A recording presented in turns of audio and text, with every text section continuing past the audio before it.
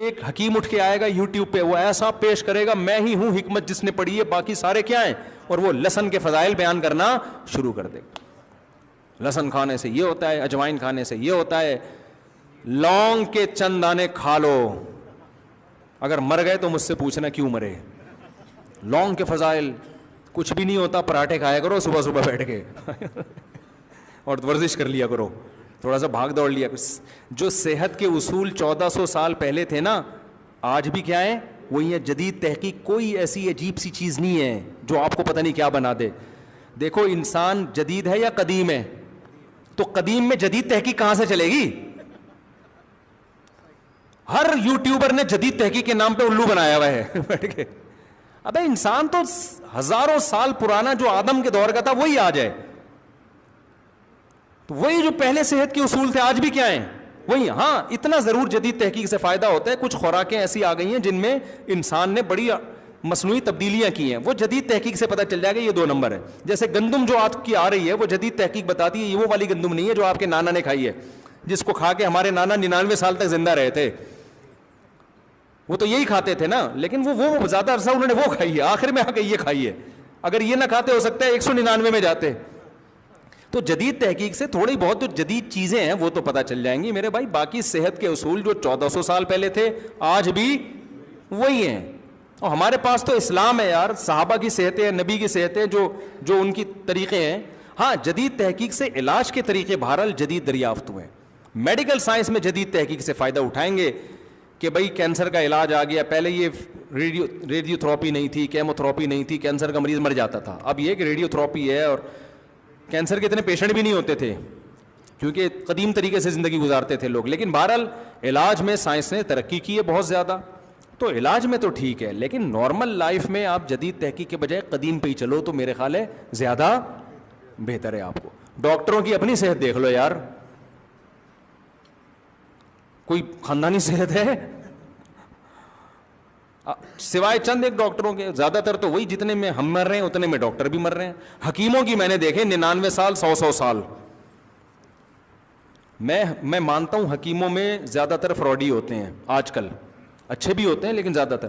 لیکن کمبخت ہوگا فراڈی, عمر کمبخت کی 100 سال ہوگی, اپنے اوپر فراڈ نہیں کر رہا ہوگا وہ. میں نے ڈاکٹر 100 سال کے نہیں دیکھے, حکیم دیکھے ہیں. حالانکہ جدید تحقیق کس کے پاس ہے ڈاکٹر. وجہ کیا ہے؟ یہ نہیں کہ حکیموں کی تحقیق زبردست ہوتی ہے, نا نا نا نا نا. حکیم کیا کر رہا ہوتا ہے, وہ پرانے جو صحت کے بنیادی اصول ہیں ان پہ زندگی گزار رہا ہوتا ہے. اس کے پاس بہت زیادہ کوئی جدید تحقیق ہوتی نہیں ہے. وہ رات کو جلدی سو جائے گا, صبح جلدی اٹھ جائے گا, فجر کی نماز پڑھے گا, واکنگ کرے گا یا جاگنگ کرے گا. 4 شادیاں بھی کرتے ہیں زیادہ تر حکیم لوگ, دیکھے ہیں میں نے. اور خوراک تھوڑی کھائے گا, 2 ٹائم کھائے گا. حکیم محمد سعید صاحب پتہ ہے آپ کو, میں ان کے قریبی دوست سے ملا, قریبی دوست سے, ماشاءاللہ وہ بھی 95 سال کے. تو میں نے کہا, اور بڑے صحت مند باتیں کر رہے ہیں. میں نے کہا حضرت 90 یا 95 کے تھے. میں نے کہا اس عمر میں آپ کی ماشاءاللہ ایسی صحت؟ انہوں نے کہا میری حکیم سعید صاحب سے بچپن سے دوستی تھی. کہہ رہے ہیں حکیم سعید. میں نے کہا حکیم, اچھا حکیم سعید صاحب کی جو ایسی خاندانی صحت تھی کہ آپ کو ان کے میں حالات بتاؤں آپ بولو گے شاید میں غلط بول رہا ہوں. وہ اس بڑھاپے میں 2 گھنٹے لانگ ٹینس کھیلتے تھے. 78 یا 78 میرا خیال ہے. وہ تو شہید کر دیا ان کو. وہ کیا تھا, قدیم تحقیق پہ ہی چل رہے تھے وہ. 2 ٹائم کھانا, چائے. کہتے ہیں حکیم سعید رحمۃ اللہ علیہ فرمایا کرتے تھے مجھے چائے کا ذائقہ نہیں پتا کیسی ہوتی ہے, اور ہماری ہر تھوڑی دیر میں دماغ کھوپڑی کو سیٹنگ کرنے کے لیے ہمیں کیا چاہیے, چائے چاہیے. اس میں چینی الگ جا رہی ہے, کیفین الگ جا رہی ہے, اور یہ جو دودھ ہے جو گائے کا نہیں ہے, رپورٹ ہے کہ گائے کا ہے, لیکن جب گہرائی میں گھسو گے تو گوالے کا زیادہ ہے, گائے کا اس میں کم ہے. اور ڈبے کے اور پتہ نہیں کیا کیا کیمیکل. وہ کہتے ہیں مجھے چائے کا ذائقہ نہیں پتا کہ کیسا ہے. حکیم سعید رحمۃ اللہ علیہ کی بات کر رہا ہوں میں. ایسی خاندانی صحت ماشاءاللہ. کیا تھا کہ مغرب سے پہلے رات کا کھانا کھا لیا کرتے تھے. کہتے ہیں زندگی بھر جب سے 24-25 سال میں حکیم بنے نا, اس کے بعد انہوں نے یہ کیا کہ رات مغرب کے بعد کچھ نہیں, بس ہلکا پھلکا صبح ناشتہ, وہ بھی میرا خیال ہے 10-11 بجے کھاتے تھے. 2 ٹائم کا کھانا پوری زندگی, اور رات کو جلدی سونا ہے, صبح جلدی اٹھنا ہے. تو یہ قدیم طریقہ تو یہی ہے نا, سمجھ رہے ہو. اور کوئی خاص پرہیز نہیں, بس کم کھانا ہے, 2 ٹائم کھانا ہے, وہی گھر میں روٹی, وہی دہی بھی کھا رہے ہیں, دودھ بھی پی رہے ہیں, گھر میں کوئی حلوہ گھر کا بنا ہوا ہے وہ میٹھا بھی کھا رہے ہیں. کیسی بہترین ماشاءاللہ ان کی صحت تھی ایسا. اور ان کی ایکٹیویٹیز آپ دیکھیں, دن بھر اتنی مصروفیت, 20 شعبوں میں انہوں نے اپنے آپ کو مصروف کر کے رکھا ہوا تھا, اور ہر شعبے کو درجہ کمال تک پہنچایا ہے.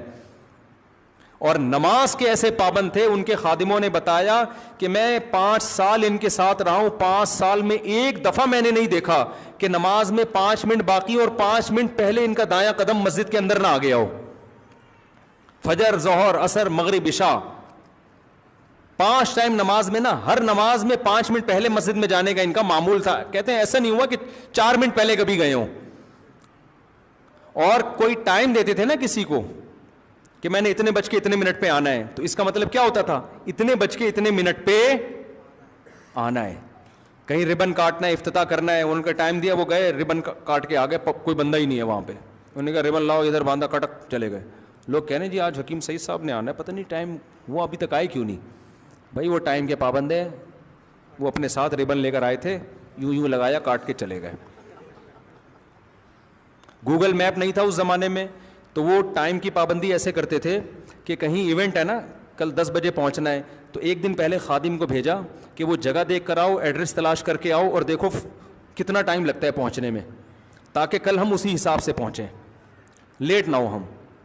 سمجھ میں آ رہی ہے بات, تاکہ ہم لیٹ نہ ہوں اور ایڈریس تلاش کرنے میں ٹائم ضائع نہ ہو. تو حکیم تھے وہ, ڈاکٹر تھوڑی تھے. تو اور پھر یہاں انہوں نے دارالعلوم کورنگی کا آڈٹ وہ کیا کرتے تھے, علماء سے بڑا گہرا تعلق تھا ان کا, تو ان کو شہید کر دیا. اتنی بڑی یار, ایک وہ پیپسی اور اس کا آلٹرنیٹ ایک کولڈ ڈرنک نکال رہے تھے کہ ایسا کولڈ ڈرنک مارکیٹ میں لے کر آؤں گا, مزہ کولڈ ڈرنک والا ہوگا لیکن صحت کے لیے نقصان دہ کے بجائے کیا ہوگی, وہ فائدہ مند ہوگی. تو ایسی ایسی ان کی خدمات تھیں. ہمارے کراچی والوں نے ان کی قدر نہیں کی. کراچی نے اپنوں کا, بڑے بڑے لوگوں کا خون بہایا ہے بھائی, بہت خون بہایا. تو اور یونائٹڈ نیشن سے حکمت کو بھی انہوں نے منظور کروایا. یونائٹڈ نیشن نے حکیمی طریقہ علاج پر کو بین کر دیا تھا, اس پہ بھی کیس لڑا, تو ان کا حکیموں پر بھی احسان ہے. لیکن حکیموں کی 2 نمبری آپ دیکھو, اللہ ماشاءاللہ جو میرا بیان سن رہے ہیں ان کے علاوہ کی بات کر رہا ہوں. تو میں جو بات کو سمیٹتا ہوں, یہ بس باقی پرچیاں بعد میں, بہت ٹائم ہو گیا ہے. تو حکیموں کی صحتیں ہم نے بہت اچھی دیکھی ہیں, حالانکہ ترقی میڈیکل سائنس نے کی ہے. وجہ کیا ہے, ٹھیک ہے میڈیکل سائنس نے ترقی, میں مانتا ہوں بھائی, اس میں تو 2 رائے نہیں ہو سکتی. ایسے ایسے علاج دریافت ہو گئے ہیں, بڑے سے بڑی بیماریوں کو بندہ 1 ہفتے میں ٹھیک ہو جاتا ہے, اس میں 2 رائے نہیں ہے. لیکن حکیموں کی صحتیں اچھی اس لیے ہوتی ہیں کہ ان کا لائف اسٹائل نیچرل ہوتا ہے. وہ کچھ زیادہ جدت کے قائل بولو نہیں ہوتے, نیچرل. رات کو جلدی سونا, صبح جلدی اٹھنا, خوش رہنا. ڈاکٹر کو تو ٹینشن اتنی ہوتی ہے کہ آج پیشنٹ ہی نہیں ہے مارکیٹ میں. صحیح ہے نا. اچھا, حکیموں کی بیویاں بھی اکثر دیہاتی ہوتی ہیں, تھوڑا بہت کھلا دو اس پہ بھی راضی. ڈاکٹر نے شادی بھی اتنی اونچے مالدار عورت سے کی ہوئی ہوتی ہے, وہ کہتی ہے مجھے پیشنٹ چاہیے. آج 20 بندے نہیں آئے نا, دہاڑی آپ کی نہیں بنے گی گھر میں, جو میرے خرچے پورے نہیں ہوں گے. ڈاکٹر پھر سگریٹ پی رہا ہوتا ہے بیٹھ کے, اکثر دیکھا ہو, ٹینشن ختم کرنے. حکیم نہیں میں نے دیکھے سگریٹ پیتے ہوئے. اس پہ لکھا ہے کہ کینسر, خود لکھا ہوگا ڈاکٹر نے, کینسر پیدا ہوتا ہے, پھیپھڑوں کے لیے نقصان دہ, لیکن کہتا ہے ہوتا ہے ابھی تو ٹینشن پیدا ہو رہی ہے, اس کو تو ختم کروں میں. رات کو 3-3, 4-4 بجے کلینک بند کر کے آ رہے ہو, آپ تو سو گے کس وقت آپ یار.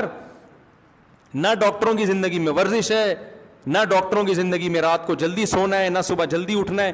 بہت سے تو پیتے بھی ہیں, سب نہیں پیتے بھائی, چند ایک لوگ ہیں پیتے بھی ہیں, پڑھا لکھا ہونے کی علامت ہے, ماڈرن آدمی ہے, پیتا ہے.